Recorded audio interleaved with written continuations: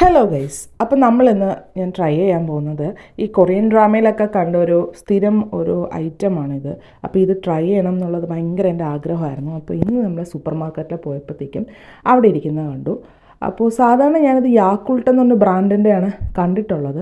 ബ്രാൻഡാണോ ഇതിൻ്റെ പേര് യാക്കുൾട്ട് എന്ന് തന്നെയാണോ എന്നുള്ളതൊന്നും എനിക്കറിയില്ല. ഞാൻ ഗൂഗിളിൽ സെർച്ച് ചെയ്തപ്പോഴത്തേക്കും യാക്കുൾട്ട് കമ്പനിയുടെ പേരും സാധനത്തിൻ്റെ പേരും എന്നൊക്കെയാണ് ഞാൻ കണ്ടത്. പക്ഷേ ഇതിപ്പോൾ വേറെ പേരാണ് കൊടുത്തേക്കുന്നത്. അങ്ങനെ ഇത് ടേസ്റ്റ് ചെയ്യണം എന്നുള്ളത് വലിയൊരു എൻ്റെ ഒരു ആഗ്രഹമായിരുന്നു.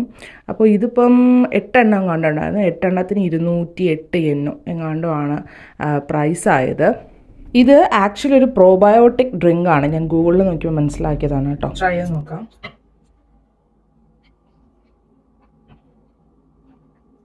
നമ്മളൊരു സ്ട്രോബെറി മിൽക്ക്, സ്ട്രോബെറി യോഗേർട്ട് അതൊക്കെ ഇല്ലേ, അതിൻ്റെ ഒരു ടേസ്റ്റാണ്. കൊള്ളാം കേട്ടോ, എനിക്ക് ഇഷ്ടപ്പെട്ടു.